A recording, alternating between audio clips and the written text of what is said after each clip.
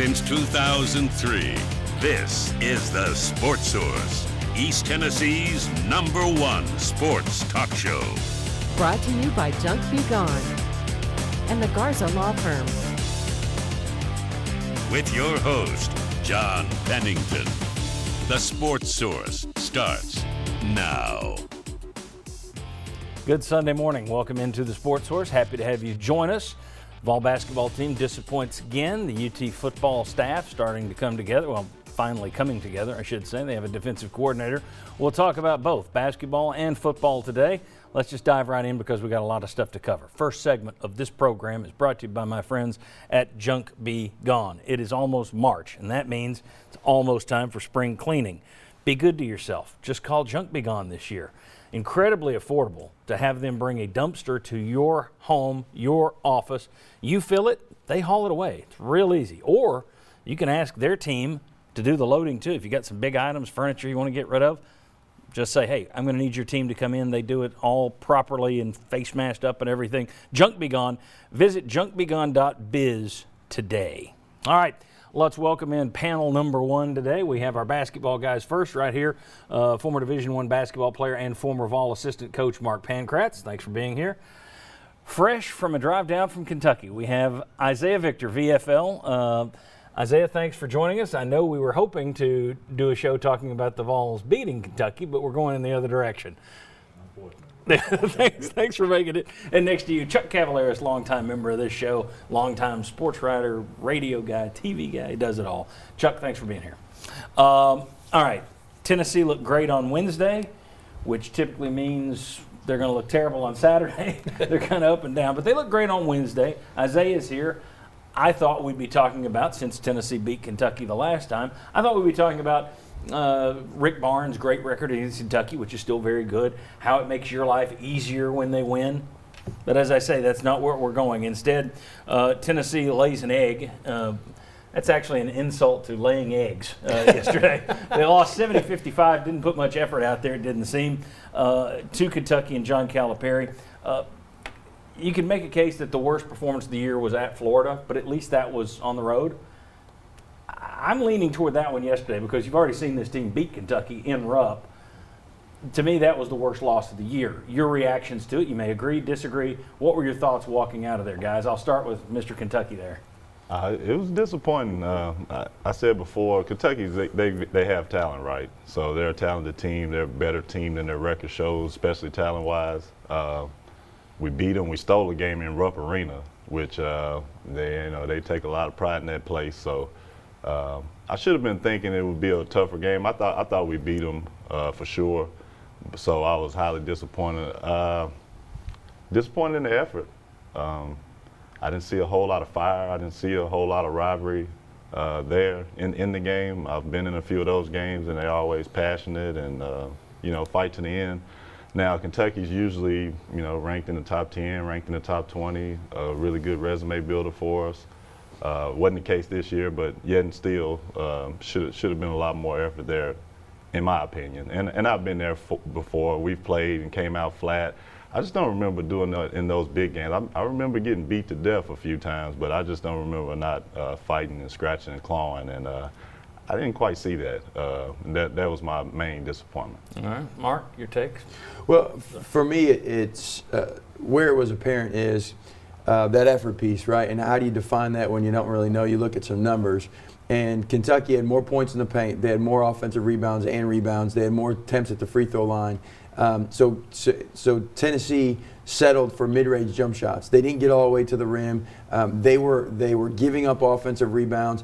They started holding the basketball, which allowed Kentucky's gap defense to just take over the basketball game. And when we're scoring 49 points with I don't know how many minutes left in the game, it was a disappointing effort. I think going into it, Barnes even talked about their mental preparation was not there. And that just starts with me. I know we're going to talk about it. They'll continue to get talked about, but that's leadership. That starts with guys like Isaiah coming into the locker room and setting the tone in the preparation, not just once you get onto the court and the team makes a run and you got to grab a guy by the collar. That starts in the preparation.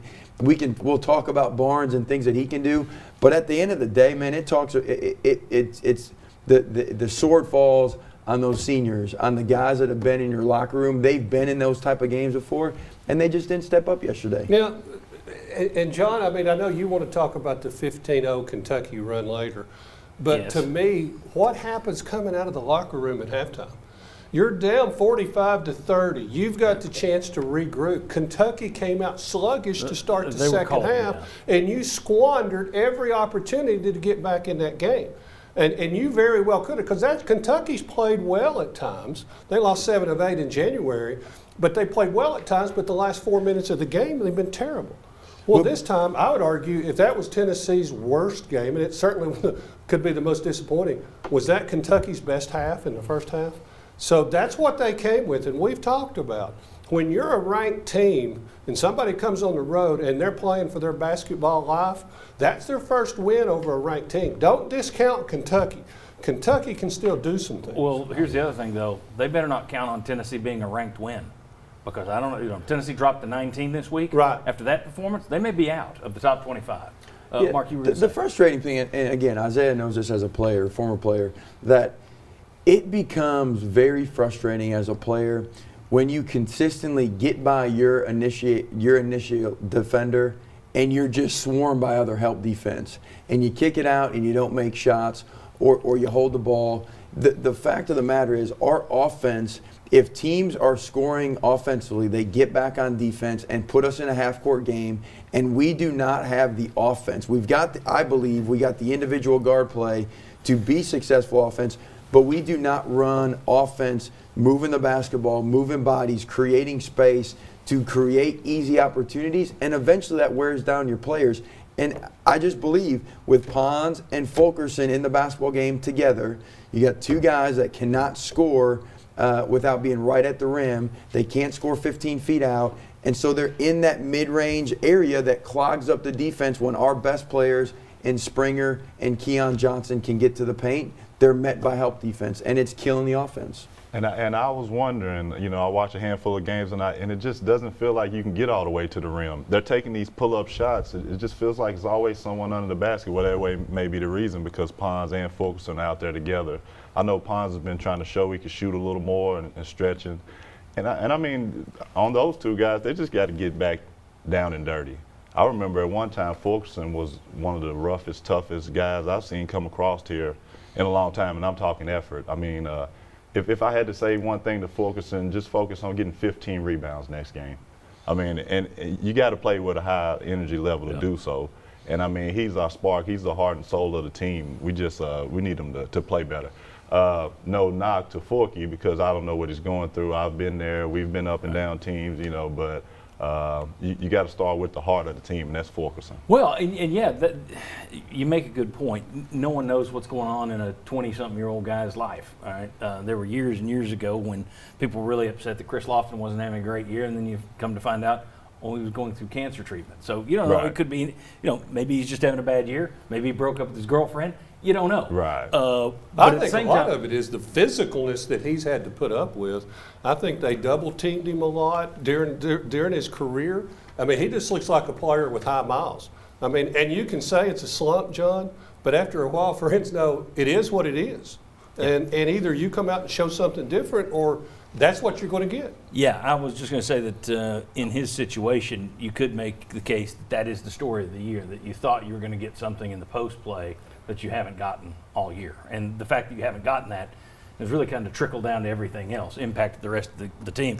A couple of weeks ago, let me put up some stats for you here. The Freshman Blues, 2 weeks ago, we're sitting here talking about the night that Jaden Springer and Keon Johnson had against Kentucky. It was the breakout night, and there was this belief that, all right, that's what it's going to be from here on out. Now, on this show, it wasn't. It was specifically, Mark, I said, all right, should people be believing that it's going to be this way the rest of the season? You said, nope, they shouldn't. Look at the difference between 2 weeks ago and yesterday against the exact same team. John Calipari had an answer for it. Rick Barnes didn't have an answer for what John Calipari did to say, look, you guys aren't going to beat us by driving past us like you did in Lexington. Well, and if you remember what it was, is Fulkerson was out a lot of that second half. Yeah. He was out a lot of the Kentucky game in foul trouble. Played 10 minutes total, I think. Yeah, and because then what happened, Josiah James, who didn't get to play yesterday, being out, was at your 4. And so now you're stretched out to now you have more space for those guys to drop. Now the other thing that these guys as freshmen got to figure out is the book's out. Every time you spin, Keon Johnson, help defenders coming to steal it. And so they've got to adapt. But they're freshmen. And these veteran guys, Bailey, like I know you're feeling it sometimes, but you got to learn when a good shot is and when it isn't a good shot. There's different, our bench, you talk about the depth. Kentucky played 7 guys 20-plus minutes yesterday. Tennessee only played 6. So we talk about the depth. We don't have much. E.J. Anasicki didn't play. I know Josiah was out. Olivier played 11 minutes. Where's the depth that we've been singing on, the praise of this program all year? It's just not there. That's a trademark of Rick Barnes, though. I think at this point, from what we've seen, remember it was 2 years ago we were talking about the top part of that lineup was worn down by the time you got the NCAA tournament. The last year of Schofield and Williams, where you started out so hot and then just piling up the minutes, and we kept comparing that on this show to other teams, and your top 4 guys were just worn down in minutes compared to anybody else's top 4 guys. I just think that's the way he likes to find 6 guys, and by God, that's all he's going to play. But here's the thing that we talked about, like, and Isaiah mentioned with Fulkerson. Well, yeah, with Fulkerson, right? 15 rebounds. I completely agree wholeheartedly. Like, that needs to be his focus. Well, now that bench is the best teaching point for any of them. And so if you have that depth, Fulkerson, if you ain't running to the rim every time to get rebounds, Olivier, go get him. Keon, if you're spinning and turning the basketball in, Gaines, go get him. Take a minute out, go back in, and it's that's how they're going to teach. If we have that depth that we've sang about compared to other programs, we got to use it. All right, let's talk more about driving to the rim, because there's an SEC analyst that said that's the answer. Didn't look like the answer yesterday. They couldn't do it. We'll talk about driving to the rim. We'll talk about shooting. We'll talk a great deal about shooting next. And also, as Chuck mentioned, we're going to talk about the 15-0 run and Rick Barnes' decision just to sit there and let it go. That's all next. Come on back on the Sports Source.